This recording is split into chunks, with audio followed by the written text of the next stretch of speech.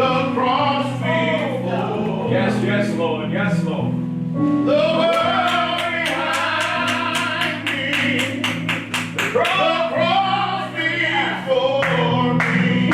I made up mine. The world behind me. Yes, Lord. Yes, Lord. The cross before me. Yes, Lord. Yes, Lord. No turning back. No, no, Lord. No turning back. You can have this whole world. Yes, yes. Just give me Jesus. Hallelujah. You can have this whole world. Thank you, thank you. But give me Jesus. Hallelujah. You can have this whole world. Thank you, Jesus. Just give me Jesus. No turning back. No turning back. I love you. I love you. Yes, yes, Lord.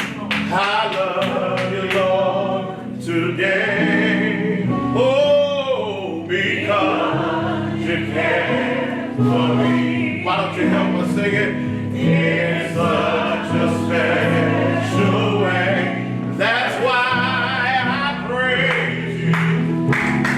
I lift you up and I magnify your name. Oh Lord, that's why my heart is filled with praise. Come on, fill the atmosphere with your worship. Come on and say, I love you, I love you. Hallelujah. I love you. I love you. I love you, Lord. Today, oh, because you cared for me, yeah, Lord. Hallelujah. That's why I praise you.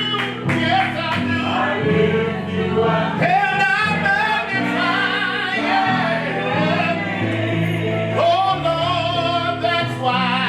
My heart is filled with praise. Come on, say it. My heart, my mind. Oh, Lord, hey, my heart, my mind, my soul belongs to you. You paid a price for me. Yeah.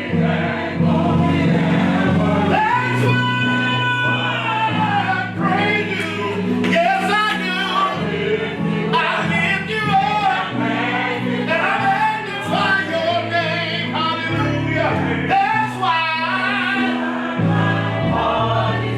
Hey, God. Anybody's heart filled with praise tonight? Hey, that's why.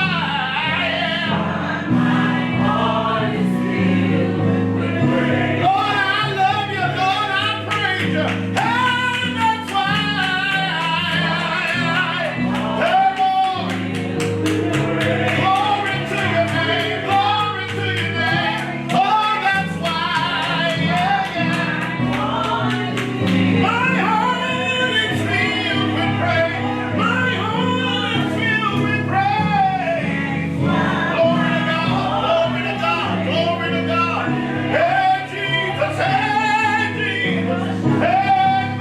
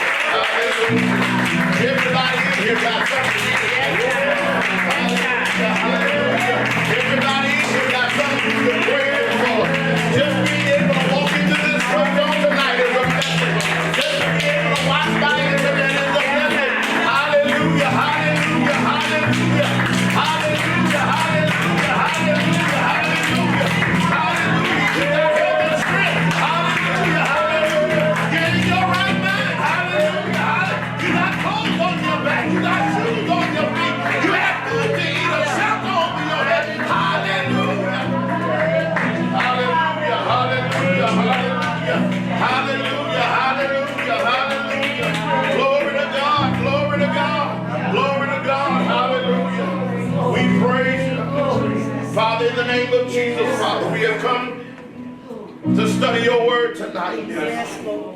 We have come for you to transform our hearts, our minds, and our spirits, God. We have come for you to make us better, God. Oh, God, in the name of Jesus, for the transformation to take place, God. And we have determined in our hearts we will not leave out of here the same way we came. But, oh, God, we came expecting you to move in our lives. We came expecting a move of God. We came expecting, God, with expectation in our spirit, God. And God, we touch your garment. We touch your garment today. God, in the name of Jesus, with expectation, dear God, with faith, believing that you would change, God. Everything that's wrong in our lives. And more than that, that you would change us in the midst of it. Oh, God. We say thank you. We give you glory, God. Thank you for the prayers that have gone forth, dear God. Those that prayed audibly, those that prayed in their spirits, God. Oh, God, we say thank you. We thank you for those that watch by internet, dear God. Father, we pray, dear God, that this message will touch them, this teaching will touch them and transform their lives, Father. And, oh, God, even as it is Men's Month, God, we know, dear God, that the word goes forth to everybody. But, Lord, I pray for men and their wives, but I pray for men, God. Young men and black men and white men and whatever. I pray for men in the name of Jesus that you would touch them, dear God, that you would encourage them, that you would build them up, and that you would make them strong, God, that they will be the leaders in the community, that they will be, but before they can do that, let them heal them, God. Heal them, God. In the name of Jesus, heal them, God. God. Heal them on the inside. In the name of Jesus. Oh God, we pray for a breakthrough. We pray for a healing on the inside. We say yes to your will. We say yes to your way. We believe you on tonight. That nobody will walk out of this place. Nobody that will tune in tonight will be lost. Will walk out or turn off the same way they came. But something through your word, you said your word shall not come back, but it shall accomplish all you said it would. God, we say thank you. Lord, we give you glory, we give you honor, we give you praise. Use me as your instrument tonight. In Jesus' name. Amen and thank God. Come on, give God some praise in this house. Hallelujah, hallelujah, hallelujah. Hallelujah. You can have it when you turn those fans off for me. Yes, God. Well, I want to be able to talk in a few minutes. Good evening, good evening, good evening, good evening. Hallelujah. I think Julie heard me turn it off. Hallelujah, hallelujah. Good evening once again. This is our Men's Month, but it's for ladies as well. We want to thank all of you for coming out on tonight. As I was meditating, God brought back something that I said haphazardly, not realizing what I was saying. I was speaking to a father or a grandfather about his grandson, and we were talking about young people. Talking about young boys, and we were talking about young men, and we said a lot of times we were talking about this particular young man, and I said, oh, I taught him. He not all that. He is the softest person, but he's planning to be hard. And before I knew it, out of my mouth came, he's not hard, he's hurting. And that's been coming back to my spirit. And as I was meditating what we're doing for Men's Month, it's not hard, but hurting. What you see in our society are not a bunch of hard men, although they're gunning down each other in the street. What you see is a bunch of hurting young men. without the avenue to be able to talk about the various things that are hurting them. And I want to make it even further. It's not just young men, it's young women too. We're dealing with a whole society of people who are hurting without the avenues and without the know-how, because all we tell them is suck it up. And if you continue to suck it up and you continue to let it fester on the inside, you're going to explode at some point. That's right. So tonight, as I was meditating last night, the Lord said, talk about rejection. Talk about rejection. There's a whole lot of people dealing with rejection. They act like it doesn't bother them, but they're dealing with rejection.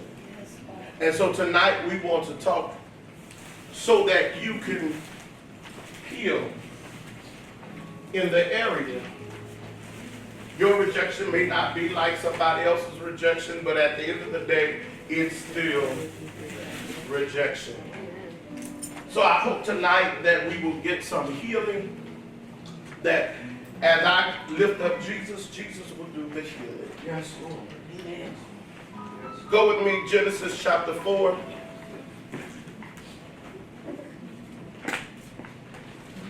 Genesis chapter 4.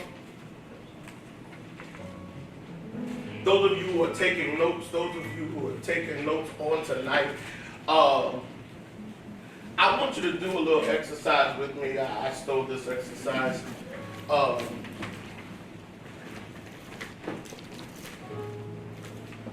If you have paper, on one side of your paper, I want you to draw a mask. I want you to draw a mask. And I don't want you to share it with anybody else. I don't want you to share it with anybody else. Judy, if you would, I think there's a pack of paper back there. Would you get paper for those that want it? I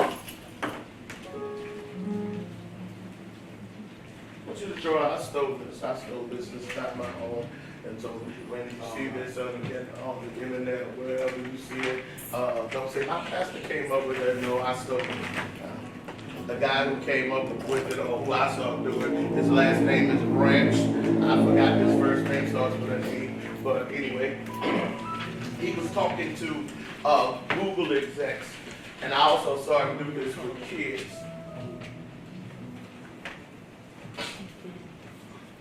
What I want you to do, if you need paper, just raise your hand. What I want you to do is draw your mask, and on the side with your mask, I want you to write down. If you choose to show this to somebody, you don't actually have to. I want you to write down what you portrayed to everybody today. In other words, what face did you have on today?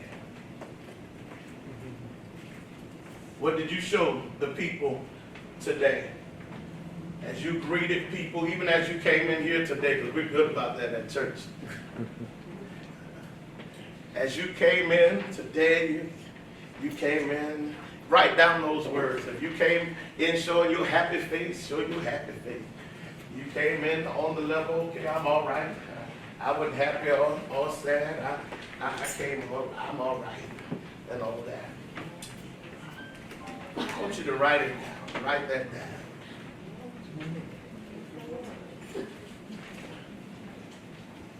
I came in, I was optimistic. I was wondering, am I going to hear something tonight that's going to change my life? Or am I going to,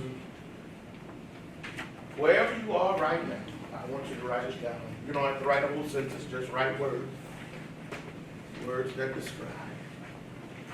Now, on the flip side of it, I want you to turn it over and write what's really going on with you. You might not want nobody else to see it. How you really feel on the inside. I'm tired. I'm hurting. I just made myself come out here today.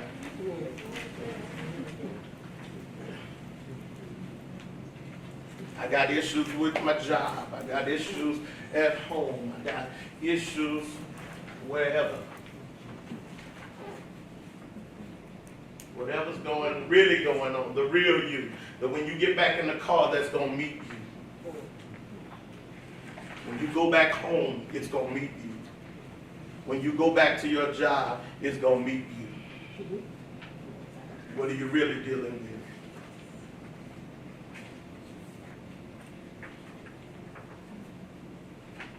When you finish writing that, I want you to ball it up.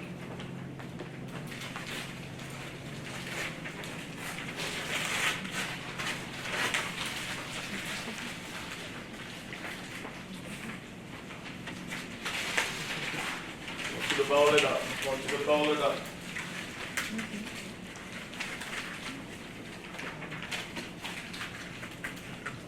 And here's the fun part. When you ball it up, I want you to find somebody. You don't have to let them know you are aiming for them, but just throw it. Throw it and hit them. Throw it and hit them. Hit them with it. Hit them with it. Y'all can talk to that. Throw it.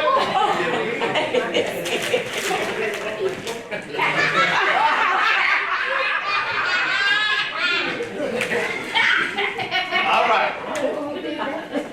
don't read my So, I'm not, what they would have you to do, but I don't want you to do it tonight. Just leave it balled up. We're going to use it for later. What they would do in the normal setting is that they would begin to read without saying the name or anything like that. They would begin to call out things. And you would find out that people came in here smiling, but really they got all kinds of things going on the inside of them. They are dealing with issues. They are dealing with serious issues. Behind the mask of, oh, God bless you. How you doing? I'm blessed. I'm highly favored. Hallelujah. And all that churchy stuff. And all that, how you doing? I'm doing well. I'm well. How you doing, sister? Behind all of that, some people that are struggling just to make it, struggling to get here, struggling, seeking answers. I don't want you to really open this up, but I want you to think about it. As we're talking about rejection, you don't have to raise your hand, but how many people in here you felt rejected? You have suffered rejection. Whether they say you didn't know enough, you were too black, you were too fat, you were too skinny, you were this, you were that, another. Some other people are feeling rejection because daddy wasn't there. You know, they don't even know why daddy was there. When they were born, daddy disappeared. They don't know, and they're dealing with rejection. Our young people go to school, and they're good kids when they leave and they go to kindergarten. They're good kids, and they're excited about learning until they get the wrong teacher. Amen. The wrong teacher doesn't like them because of the color of their skin. The wrong teacher doesn't like them because she don't like boys, especially black boys. I work with some people. I worked with a lady who was so afraid of black boys until if they got closer, she would take pencils and stick them out. She said, I don't really stick them, but I do this with them. And our children are in school systems where people reject them. And you wonder why a child goes from kindergarten, they're excited about learning, and by 6th grade, they don't even care about learning. Because they have dealt with rejection. They've dealt with, oh, you're not good enough. You ain't never been here. I remember, I think it was Patrice who went to school and told the teacher that we had been to Washington, D.C., and the lady looked at her and said, no, you haven't. You've never been there. Why? Because you came from Bunch Village, and the assumption is everybody in Bunch Village, they're too poor to go to, and they don't ever think about going to any places like that. And Glo had to say, you get this picture, you take it to her and show her, yes, you've been there. Rejection. The child may never say anything to you, but he's dealing with that. And if I can remember that 45, that the kindergarten teacher took me and other black boys and put them in the back of the class. And we weren't doing anything. What do you think happens to our children and these young boys? I remember my first week at Roosevelt, the little boy told me, Mr. Dillon, it don't even matter, because that white lady at the other school told me I'd never be nothing but a second-class citizen anyway. And he internalized it for him to be able to tell me everything she said. And we wonder why. Young men, young black men, by the time high school graduation comes along, they are absent. Because they have dealt with rejection on such a large scale. I already have problems because my daddy or my mama have abandoned me and I'm feeling rejected there. Then I go to school and the people don't do me right there. They call everybody name but mine. And I have to deal with rejection. Come on, let's go to the Word of God. Genesis chapter 4, somebody begin reading that chapter, that verse 1.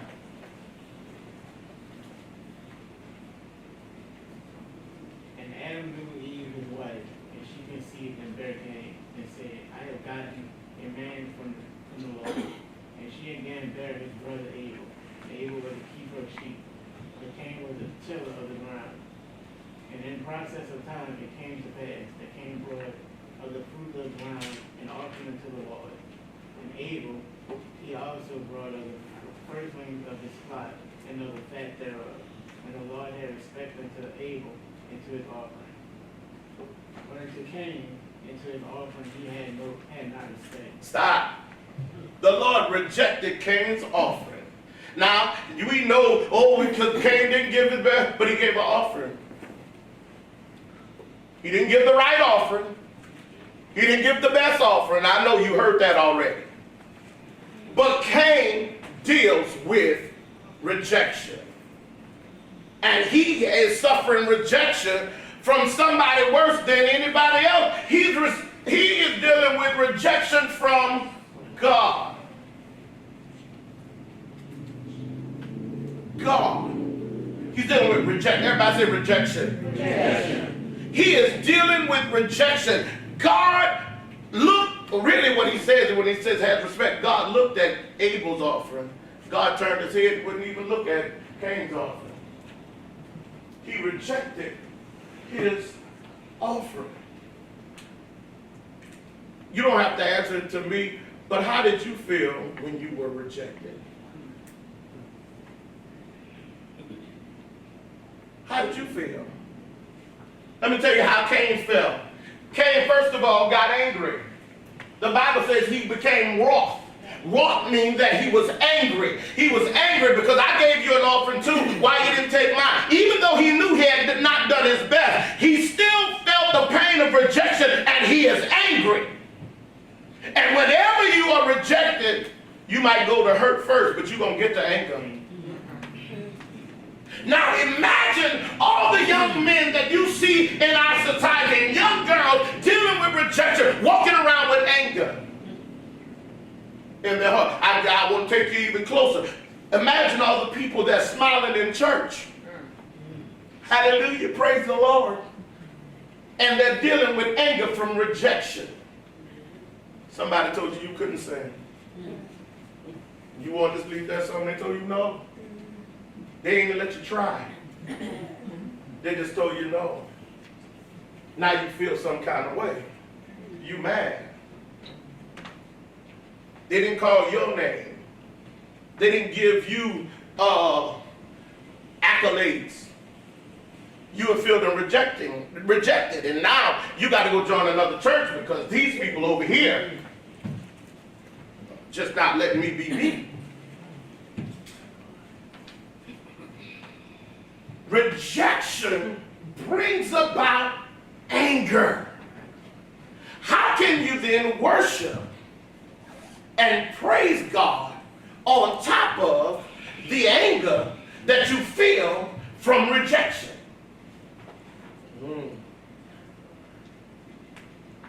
Some of you are married and you're still dealing with the anger from the rejection of the last man that rejected you.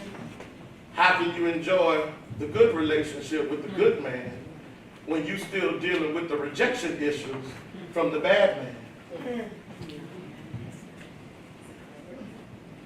Rejection. Cain, the Bible says he's wroth. He gets angry. He's angry. He is angry. And I don't care who you are. Anger will set up in your whole soul. If you and your brother, your daddy and your mama seem to like your brother more than they like you. Or they like your sister more than they like you. You begin to feel some kind of way. If they tell you, if you go to school and all the kids go, you look how black you are. That rejection now sets up some sort of anger on the inside. But the other thing he says, his countenance failed. In other words, he is disappointed. What happens is, he talks about his countenance, that means your face. His face failed. He went from happy, he went to excited. All of a sudden, his countenance. You've dealt with your children and they've gotten disappointed and they were all excited and you did something and said something and their countenance fell. Because when you're excited and when you're enthusiastic, you expect everybody else to be enthusiastic for you and excited for you, and when they're not. He said, Cain, he still gave an offering. But the problem with Cain, and I'm not going to deal with that, but the problem with Cain was that he did a that of do. So his rejection came out of performance. Everybody say out of performance.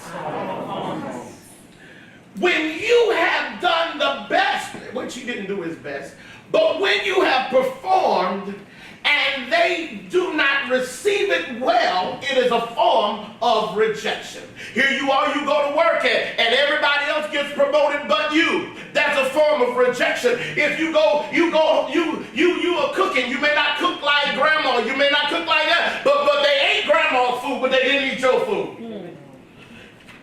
They had a potluck, family reunion, you baked the cake, nobody touched your cake. Ain't Susan cake? Disappeared. You had cake to take back home. You walk back saying, this is the last time I ever bake a cake for him, ungrateful.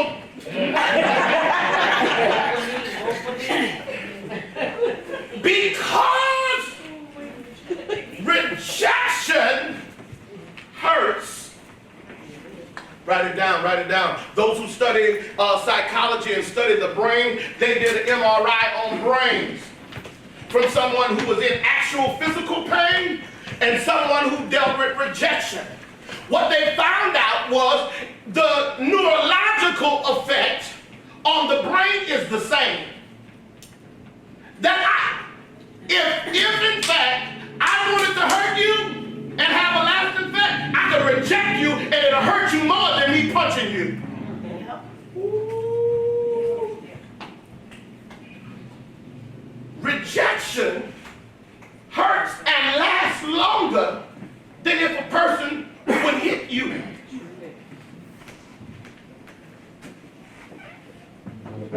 What do you do to the whole country of people who've been rejected because of the color of their skin? Cain is wroth, he's angry. Cain's countenance has fallen because he's been rejected. There's some people in here that's been rejected. And you smiling. But you can take me to the place. You can tell me exactly what they said and what they did. Because it stays with you. Oh, I wish I had some real people in here. Some real people in here that would be honest. And then what it does is cause you to question not good enough for this. I wasn't good enough for that. That's right. Will this person love me? You know, this person thought I was too black. This person gonna think I'm too. This person said I was super fat. This person gonna think that. This person thought this. And guess what? It replays over and over in my mind, in your mind, in our mind. And so we deal with. Imagine what Cain is dealing with. And rejection from his brother. It's rejection from God. What do you do with that? How do you come back from that? But God, in his divine wisdom, begins to try or begins to literally counsel him out of the situation. Because God says, why? Everybody say, why? Why? He says to him, he says, why has your countenance fallen? Why are you mad? He says, he doesn't even bring up Abel. See, a lot of times we do the comparison of Abel and Cain, but God does not. He talks about Cain. Stop comparing yourself to everybody else. Stop looking at everybody else. When God starts talking to you, he don't talk to you about why you didn't do what you see, Elder Matt did such and such. They did that, and you didn't do such and such. That's why you didn't get it. He says, why are you mad? Why is your face on the ground?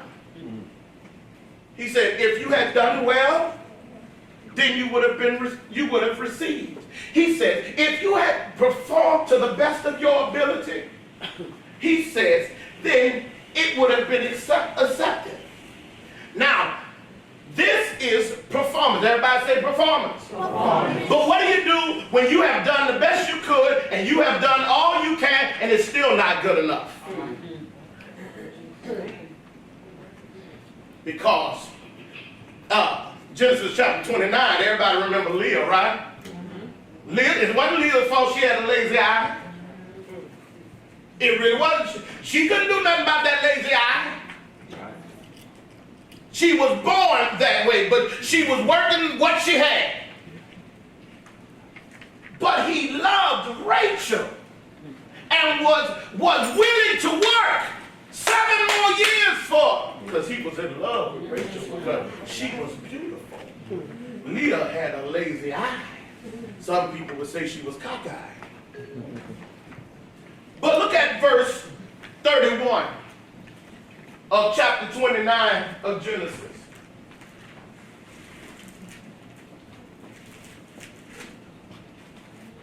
She was hated. He did not like Leah. He woke up that morning and saw Leah looking back at him and said, oh no!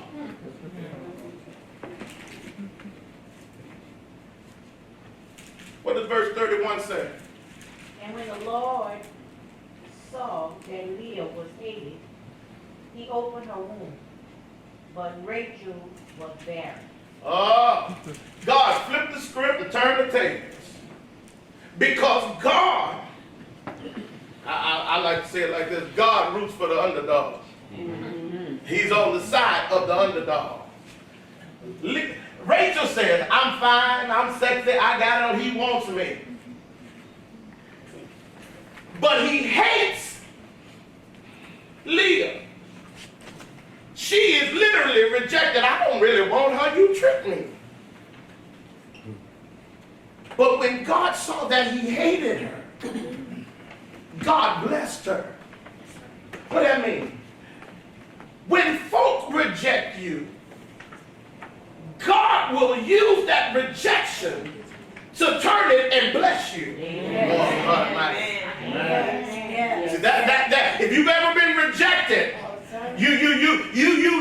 that's something right there that you need to see. When he saw that Leah was rejected, he opens her womb and allows her to have babies, and now Rachel is at the disadvantage. Because as cute as she is, she can't have a baby. God did that. I know some people whose fathers have rejected them, but the very gift their father would like to have, God drop it on the son that they rejected. I've seen people who other folk have rejected, and that's the one that God blesses. Yes, yes, yes. And the stuff they wish they trying to get and they trying to do, God gives it to that person that's sitting over there that has been rejected. What are you saying, Reverend? The first thing I want you to understand, that if you have been rejected by men, women, or whomever, that you are in the right place for God to raise you up. Well, I'm going to tell you that again. If you have been rejected by anybody, I don't care who it is, you are in the right place for God to raise you up. Yes, Lord. Thank you, Jesus. In fact, I want to suggest to you their rejection is what qualifies you. My Lord. Thank you. Remember, we were talking about worship, right? And we discovered that God is near to those that are of a broken spirit and a contrite heart. Yes. That is when they're rejected, it does something to you. Yes. It breaks your spirit. What does he say? He says, if you had done well, I'm going back to the text. He said, if you had done well, then it would have been accepted. He said, why are you angry? Why is your countenance fallen? He said, if you had done well, he said, then it would. He said, all you have to do to change this thing is do well. You can correct this now. I will receive it from you. All you have to do is go back and fix it. But for Leah, there is no fix. And so he sees Leah in a desperate place where she can't do nothing about where she is, and he does it.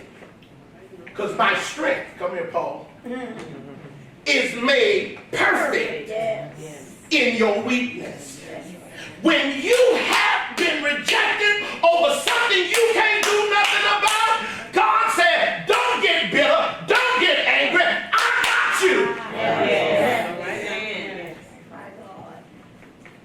I got you. I got you. You may be broken. They say you don't qualify, but I give you favor, and I can do more with favor than you can do with money. Guess what? I got you. Look at somebody and tell them, God's got you. He says, but if you don't, he said, if you don't do what's right, if you don't do your best, if you don't give it, he said, sin lieth at your door. He says sin wants to grab you.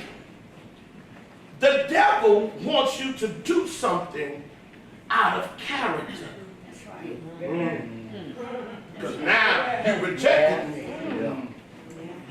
This thing is balling up in my spirit. And I might not even take it out on you. It might be the next one who come along. Because I took it from you. But I'll be sheep. If I take it from somebody else. That's my grandma stuff. And so, what you do is, you put all this mask on. Until he does something or she does something that reminds you of the rejection that you felt somewhere else. And and next thing you know, Egyptian words are flying left and right, and anger, and you slamming stuff and throwing stuff down and tearing up stuff, because it is not the person that you're mad with, it is the rejection from childhood. You'd be amazed at how many people are dealing with 6-year-old selves at 30. Come on. Because that rejection never goes away. At least that's what your mind wants you to think. Because anybody here, you didn't tell me what your rejection is. Anybody has it replayed in your mind? You have it replayed in your mind? That's why mental health is important. Yeah. That's why taking care of yourself mentally is important.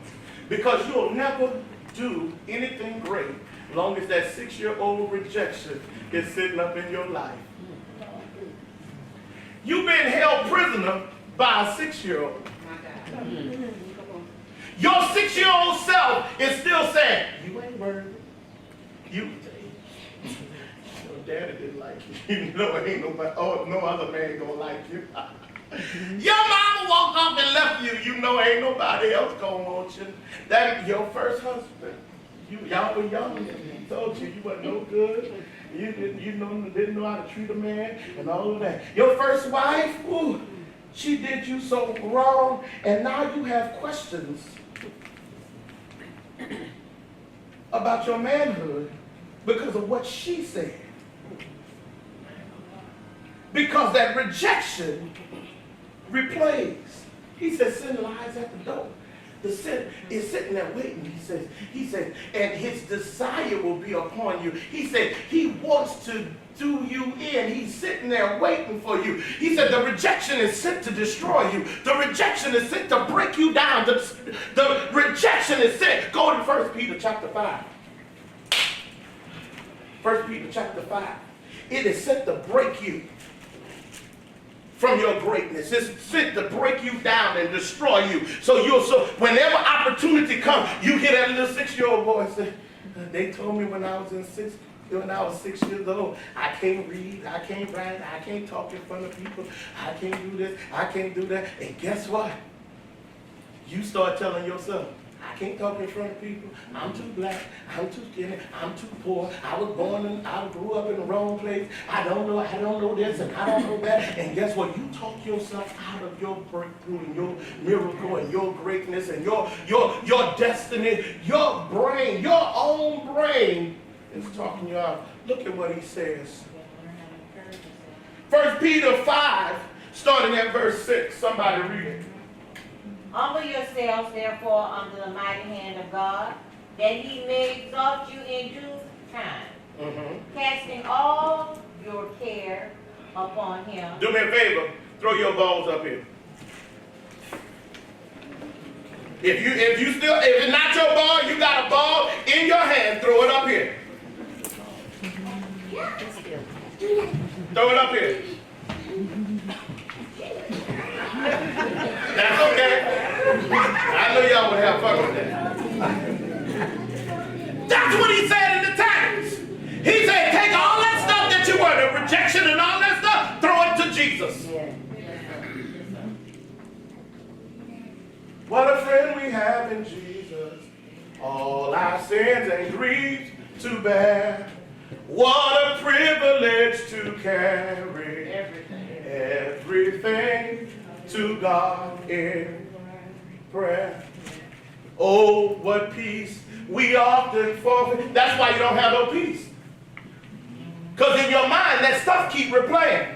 Oh, what needless pains we bear.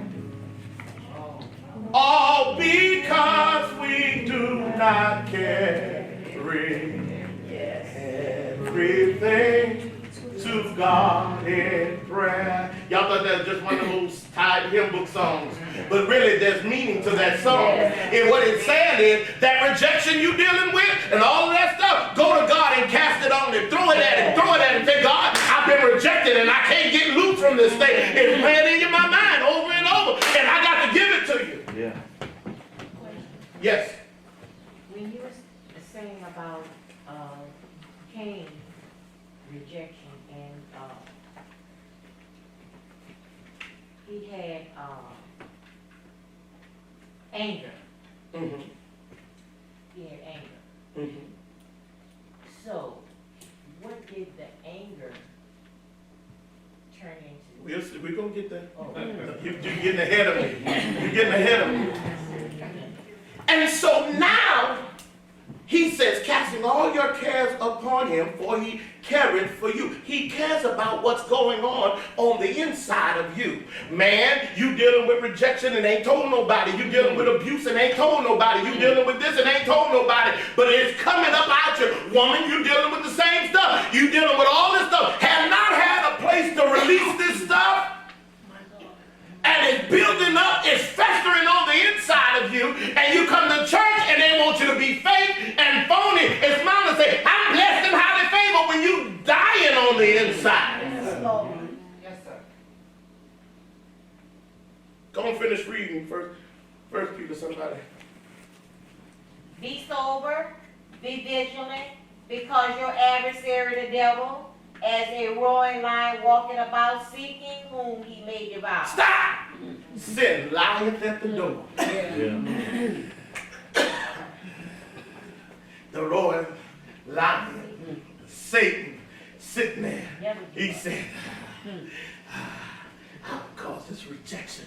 Yeah, I'm trying to get in.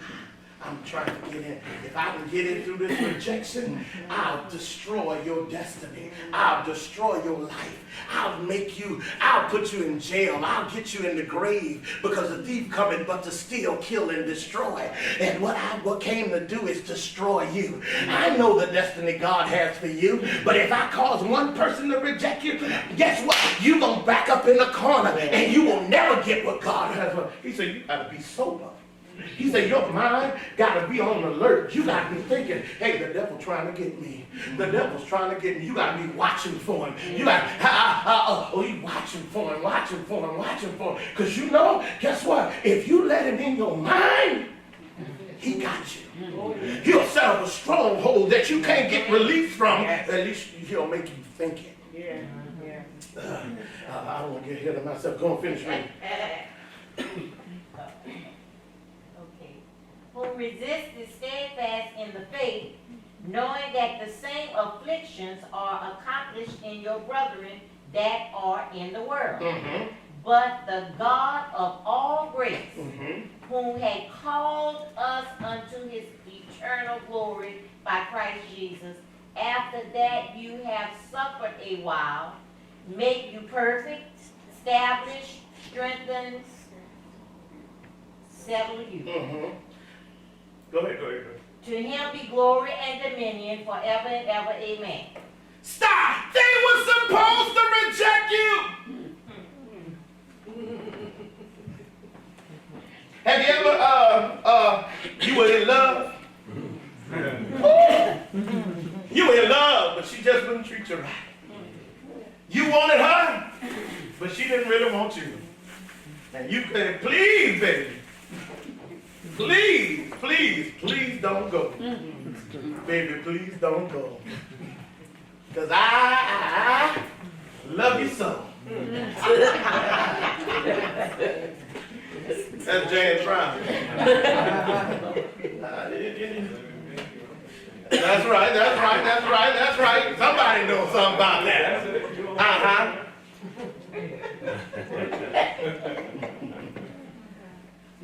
They were supposed to reject you. It was supposed to build you up. It was supposed to transform you. They are not meant to be in your life. All right. That's somebody word right there. They were not meant. Let me tell you, everybody that comes into your life ain't there for a long time. God sends them in there for a reason and a season, and when it's time to let them go, you need to learn to let them go. It don't take a rejection person. That's right. Let me bring it closer. I've seen so many pastors, when people leave their church, they take it personal. They take it personal, like they're leaving them. You know, and then they get callous and they say stuff like, well, people come, people go. And then people now, because they are hiding behind that mask, because they are hurting now, they begin to show it over the pulpit, because they begin to say stuff over the pulpit about the people that left. When all you're really doing is showing how weak and how hurt you are. Now, if you would deal with it and say, hey, Lord, I'm hurting, they left me. God will show you, they weren't your people in the first place. Those are my people. They go wherever they want. It is a real issue. Oh, yeah? It is a real issue, just like any other rejection, and sometimes perhaps more, because many of these ministers have bent over backwards to help these people. And then when they get on their feet and feeling they're open, then they gonna run this. Right. Yeah. Real. There are people since we've been in this church. Since we've been in this church, we've given money to, paid their rent and all of that different stuff. And guess what?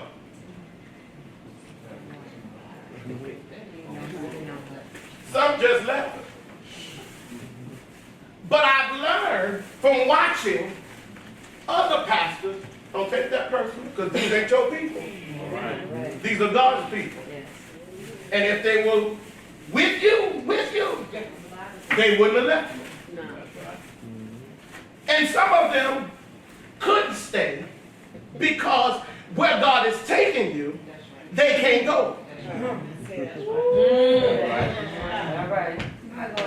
So you have to learn how to flip that rejection and see the blessing in it. Oh, God Almighty. I remember we had a situation and God said, I want to see, John, if you would keep going when your friends turn their back on you. And God, I said, God, well, I started with you. And this thing don't end with you. Me and you. Me and you. You cannot let the rejection get so into you that it causes you not to move.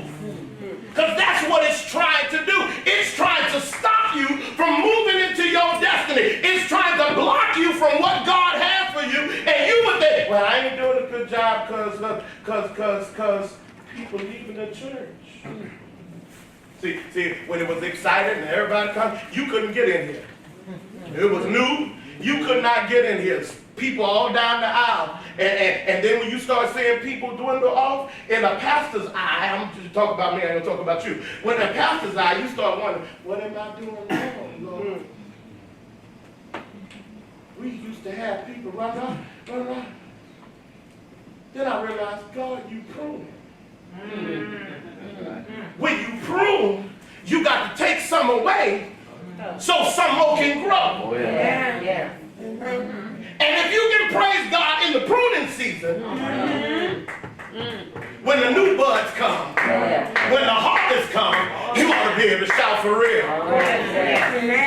So he says, God's going to settle you. God's going to settle you. He's going to make you where you're able to stand no matter what's going on around you. That's right. So that when people come, you can stand. All right. When people go, you can stand.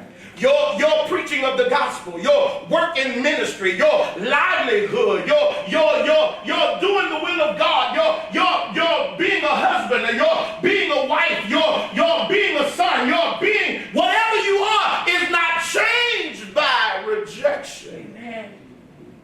Because rejection has its purpose. And God is able to cause all things to work together for good to them that love God and called according to his purpose. You got to read Romans 8. You got to know these things. You can't just sit there, they love me. They didn't want me. That psychologists say that you must not, what is that word they use? It's called rumination. Everybody say rumination. Rumination is to replay it over and over in your mind. Those children whose father's not there, and whether they tell you or not, it plays over in their mind. You wonder why they don't do well on tests. They sitting up looking at the other children and say, well, why they there and something in my life, and mine not in my life. Why my mom don't do this for me, and they feel rejected, and it plays over in their mind. Yeah. Cain could not get over it. And so one day, sin was lying at the door. The devil was seeking whom he may devour. One day, while him and his brothers talking in the field, he raises up and he kills his own brother. Wait a minute. Could this be why we see all this killing in the street? That the anger and the disappointment of being rejected by fathers. Let me throw this out to you. They tell you that the stats say that 2.7 million fathers are in their children's lives, actively living in the house with them. It is only 1.7 million that's absentee. The problem with it is those 1.7 have more children than the 2.7.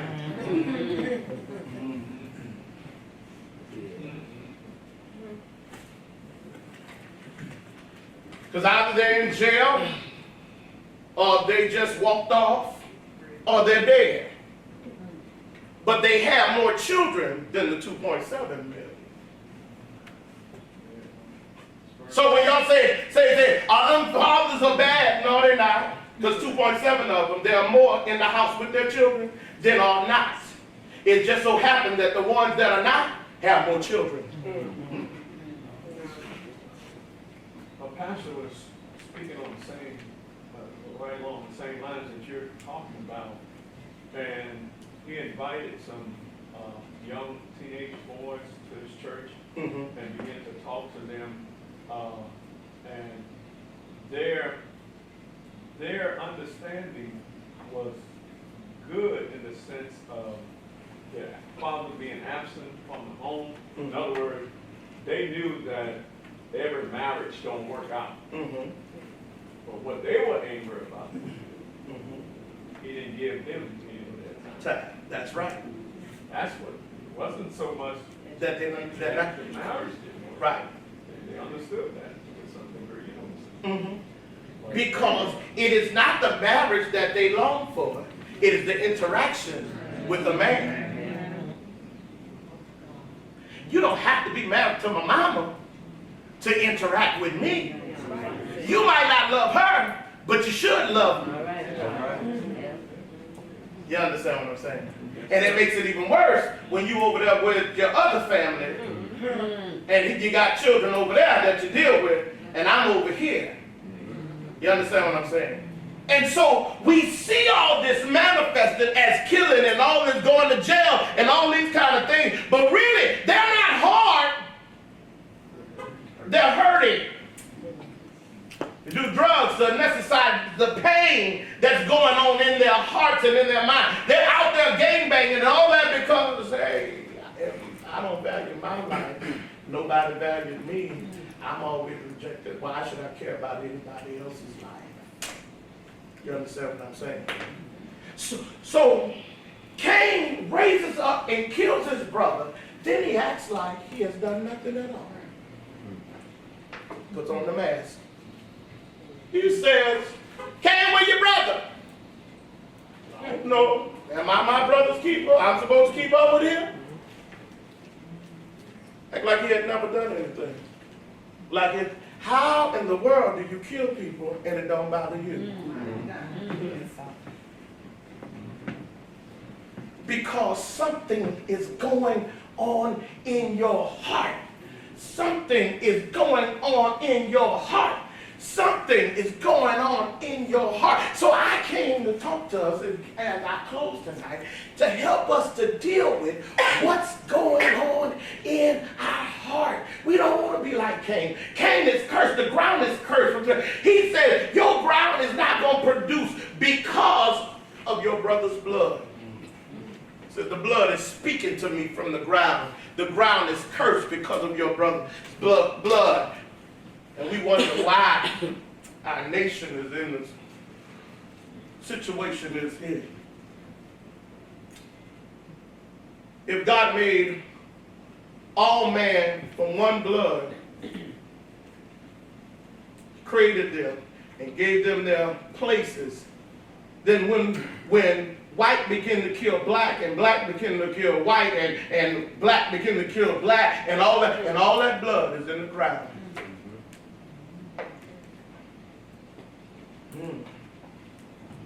The ground begins to cry out to God, and all kind of crazy stuff starts happening in the earth realm.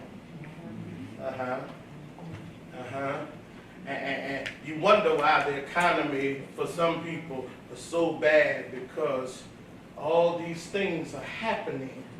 Why you can't make ends meet? Because all these things, there's a curse on you. Okay?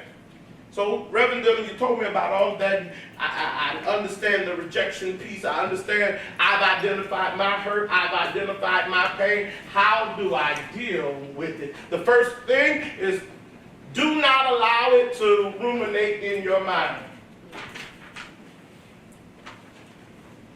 The psychologist said that is the most difficult thing. It's almost impossible for it not to ruminate in your mind. Rumination, to play it over and over in your mind. But just like you can train the dog, just like you can train your mind. Be ye transformed by the renewing of your mind. Write the scripture down. Somebody go to it. 2 Corinthians chapter 10, verses 3 through 5. 2 Corinthians chapter 10, verses 3 through 5. You write it down. I'm not going to take you to Proverbs. Proverbs says, as a man thinketh in his heart, so is he. You already heard that. But let's go back. Let's go. 2 Corinthians chapter 10, verses 3 through 5. Somebody read it. For though we walk in the flesh, we do not war after the flesh. For the weapons of our warfare are not carnal, but mighty through God to the pulling down of strongholds. Stop right there. I just wanted you to get that. Remember, I told you if you let it play, it'll grab your mind and you have a stronghold in your mind and you won't be able to get out of it. I was watching Spider-Man today, and there's a quote that I had to get from it to give to you today. It says, it is easy to fool people when they are already fooling themselves.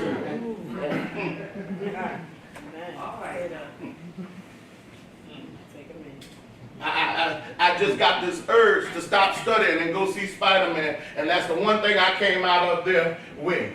It is easy to fool people when they are already fooling themselves. When that one rejection hit you, and you start saying, I'm not good enough, you start agreeing with what they said about you. I'm too black for this, I'm too fat, I don't know enough, I can't do this, and I can't do that, I can't do that, I can't do that. Well, if you continue to fool yourself like you can, then when people come along and tell you can't do that, you say, well, I already know I can't do it. And the truth is you can. You just told yourself and you ruminated on what the rejection said to you. And it has caused you now to fool yourself into believing that you can. Who told you? Who told you you was naked? Y'all missed that. Who told you you was naked? All right. Now, if you didn't get that, you didn't understand that from the Bible. Adam and Eve sinned in the garden, and God comes walking, and they had sewed up fig leaves all along. They were naked and not ashamed. They didn't have any shame in their naked game. But guess what? After they sinned, their eyes came out and said, sewed up some fig leaves, and God comes walking. He says, "Where are you, Adam?" God knows where he is, but he doesn't know where he is. He said, "Where you at, Adam? What you doing, Adam?" He said, "We was naked and we hid ourselves from you, God. God made you. Why you're trying to hide your nakedness from him? He know everything you got. Right. You trying to hide from God?" He said, "Who told you you were naked?" For some people in here, he said, "Who told you were too black to do that? Who told you you'll never make it? Who told you you couldn't do that? Who told you you were too dumb to do that? Who told you you didn't have enough money to get it? Who told you you couldn't do that? Who told you it wasn't me?"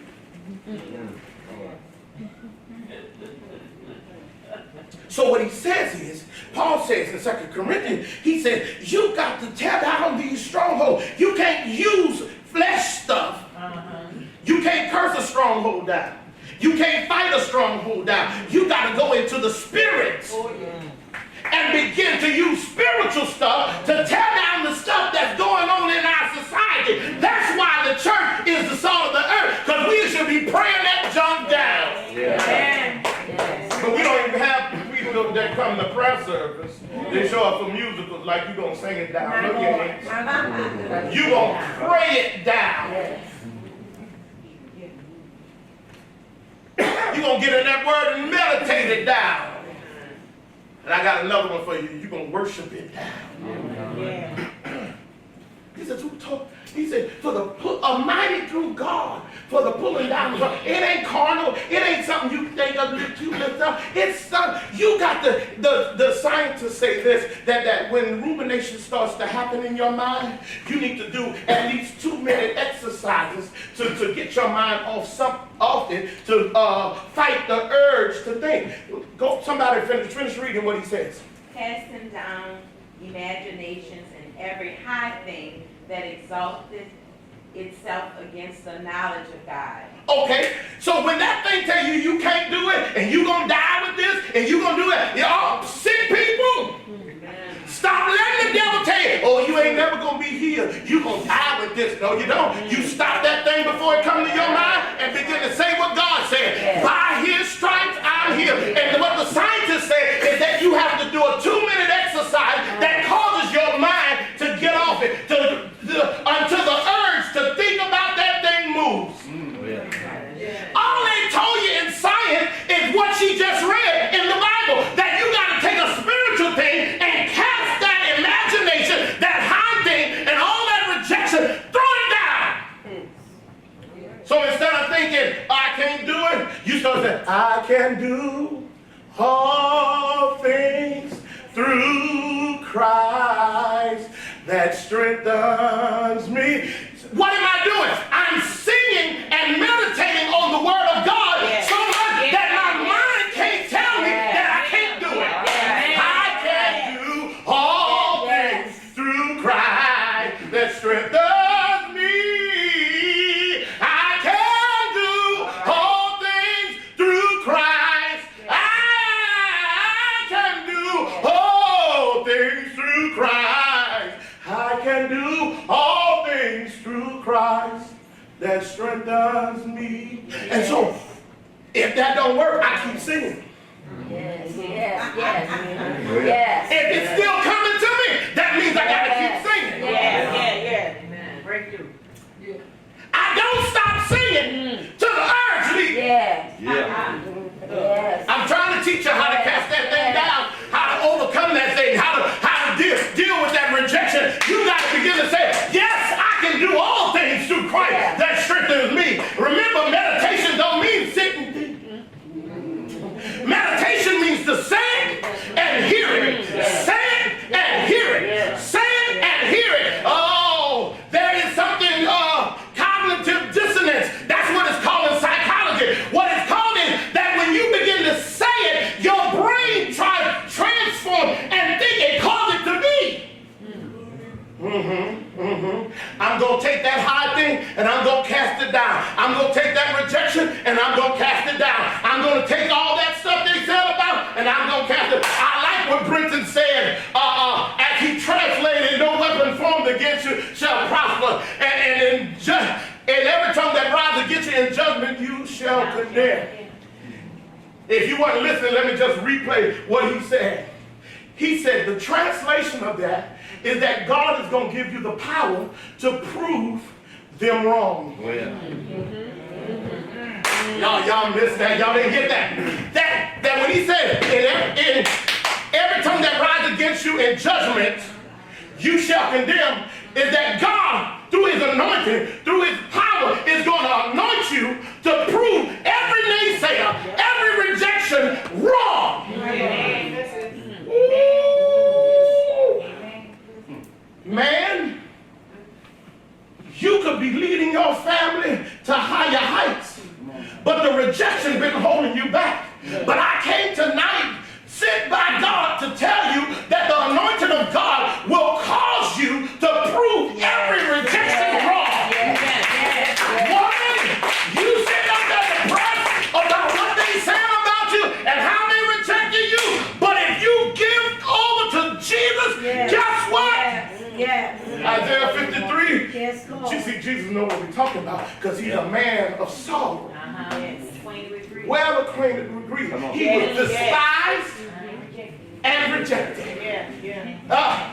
You missed that.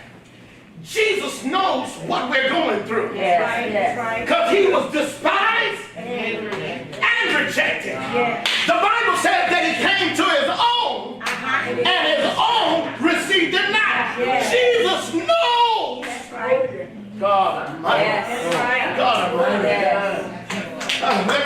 Let me wrap this up. You gonna cast it down? I want you to do this for me. I want you to overcome the rejection. Those of you who are YouTubers, there's a young Asian guy who had a problem with rejection. And so what he does, he calls it the 100 days of rejection. He does these foolish things so that he could build up his resistance to rejection. He starts off day one, he goes and he asks this stranger for $100. And what happens is, the stranger of course says no. But the stranger asked him why. But he was too scared, he ran off. So he comes back the next day and he says, I forgot who he talked to, but he does something else crazy. And so for 100 days, he goes about asking people crazy stuff so that he could build up his resistance to being told no. What he is doing is cognitive dissonance. What he's trying to get his brain built to do is to be able to accept no and keep going. But what he learned to do is this. He learned some sales pitches. He understood, number one, you don't run. Don't run from your rejection. Engage it, deal with it. Deal with it. Learn from it. What Jesus was saying when he said, why is your countenance this? Why are you wrong? He says, all you have to do is learn from this and you can give another offering. He said, yeah, you messed this one up, but you got, and because of that, sin lies at your door. The devil is trying to use you. He said, the devil and his desire shall be upon you. He said, sin don't have his way. He said, but really, you are supposed to have authority over it. Amen. Gotta read it. But Cain let sin overcome him because the voice of the replaying of that thing kept replaying and it built up on the inside of him. But Jesus said, all you got to do is get rid of it. That's what Paul said. And Peter says, casting all your care, throw it. Throw it away. Get it off you. Cast down that imagination. Every time that thing tell you you can't do it, remember they used to say this about you? Remember what they used to call you? Remember what they, throw that thing down. Throw it. Throw it. The only problem with fishing is you got to bring it back. I need you to throw it away totally. I need you to take it and throw it and don't get it back. I don't want you to come pick this up. I'm going to pick it up and I'm going to put it in the trash. And that's what God is going to do when you learn how to deal with it. Now, go with me to Isaiah 57, verse 15. My last scripture.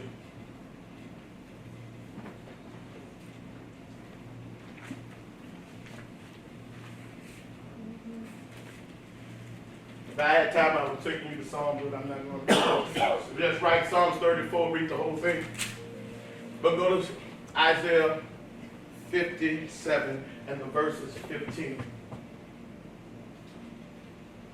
When you found it, somebody say, I've got it, and read it.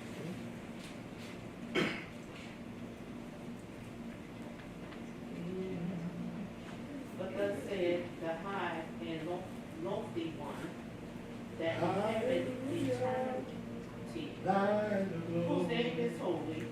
I dwell in the high and the holy place, with him also that is a contrite and humble spirit, to revive the spirit of the humble, and to revive the heart of the contrite ones. Yes, to revive them. to bring them back alive, to raise their confidence, to take them from anger to happiness, from distraughtness to joy. He said, I'm near to the brokenhearted. I'm near to those that have a contrite spirit and a broken heart. I'm near to the worshiper who worships me in spirit and truth. Woman, you've had 5 husbands, and the one you have right now is not your own.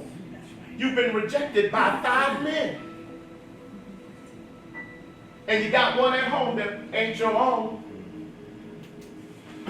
Your rejection causes you to even accept somebody that you just got to whatchamacallit.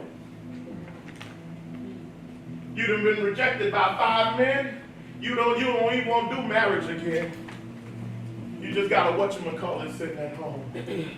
But you met the right man today. God is a spirit, and they that worship him must worship him in spirit and in truth. Lord, I've been rejected, but I'm coming to you. I'm trying to get you to understand that worship ain't just something we play with. It is because I've been rejected. I got to worship him. I got to forget about everybody else and worship him. Go there. So forget about yourself and concentrate on him and worship him. So forget about yourself, concentrate on him and worship him. So forget about yourself and concentrate on him and worship Christ our Lord. Worship him, Jesus Christ our Lord. See, worship ain't just something we do. Worship is a way to deal with the rejection. If I touch him and I come with a contrite heart, he will revive me. He will heal me from the pain of the rejection. I'm finished. But we don't just, I just came and then we come and say, oh, hallelujah, hallelujah. No. I got to make that hallelujah mean something. I'm hallelujah because I'm hurting on the inside. I'm hallelujah because I need a touch from him. I'm hallelujah because I've been rejected and I know that he'll break me through. If I touch him, I got an issue. Jesus. Yes, Lord. Thank you. Where are the people that have been hurt by rejection and can worship and say, God, this lesson was for me. I've been dealing with rejection since a child. But oh God, I come to worship you. I'm weak. I got problems. I get angry really quick because I have a short fuse because I've been rejected and people don't understand. I'm dealing with this hurt. I don't know what to do with it. But God, you just told me tonight that I can throw it at you and you would handle it. And so God, I'm not just going through the motion at a church. I'm just not putting on a performance at a church. I'm coming. I don't care about these people. I love them and everything, but I didn't come for them. I came to worship the Lord. I'm a man and I don't believe in all that worship stuff because that's feminine. That's not. But guess what? You want to get broken out of that stuff? You'll forget about yourself. Concentrate on him and begin to say, Lord, I need healing. I've been rejected and I can't treat my new wife right because I remember what the old wife did. I can't treat my new husband right because I remember what the old husband did. But Lord, I need you to pull down that stronghold. Thank you, Jesus. I'm sick and tired of being sick and tired. I've been hurt, God. Yes, Lord. And I don't want to hurt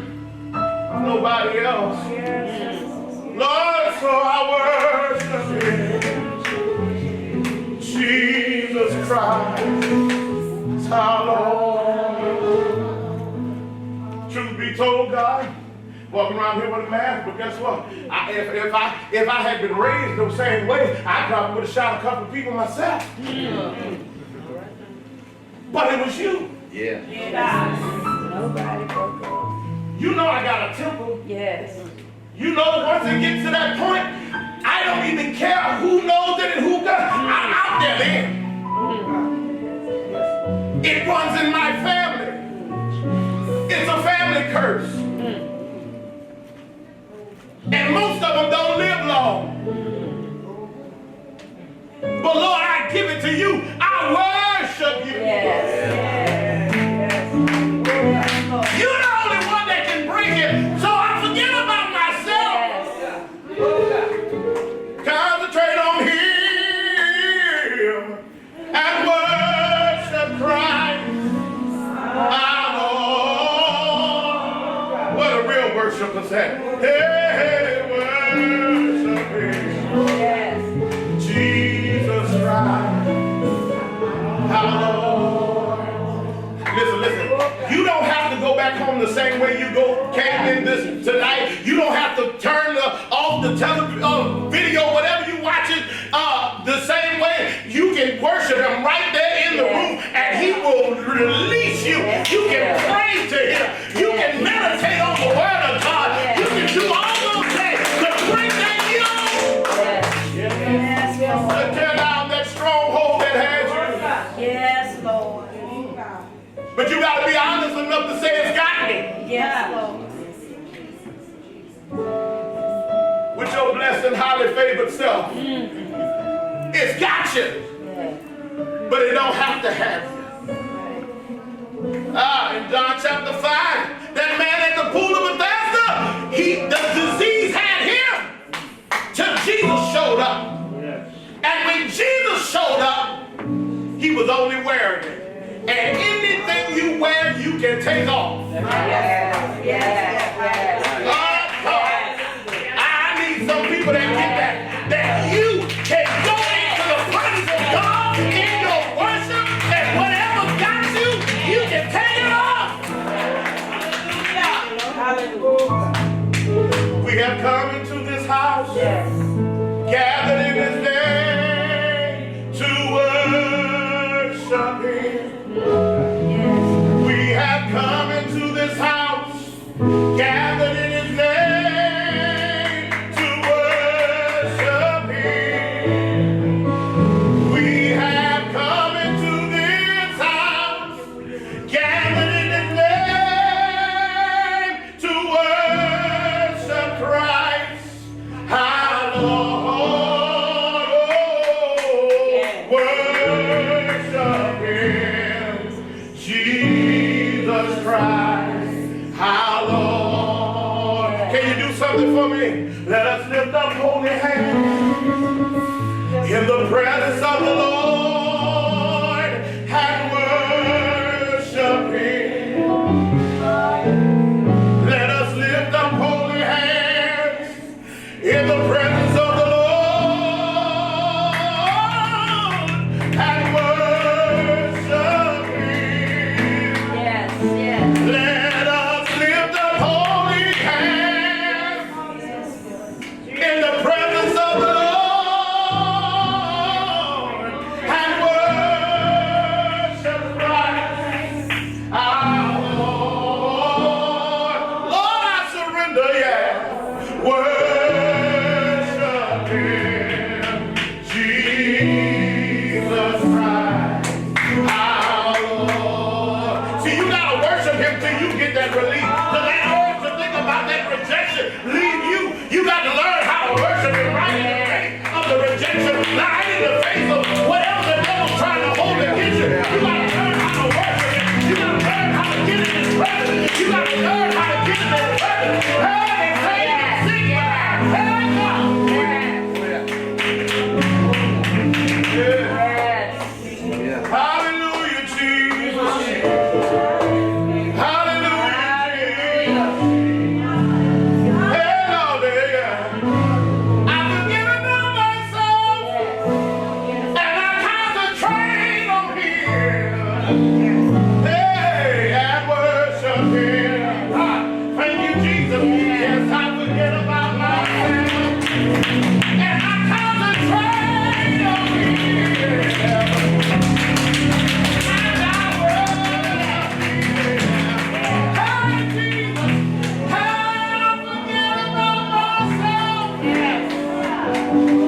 You said if I come after you, I got to deny myself, take on the cross and concentrate on you.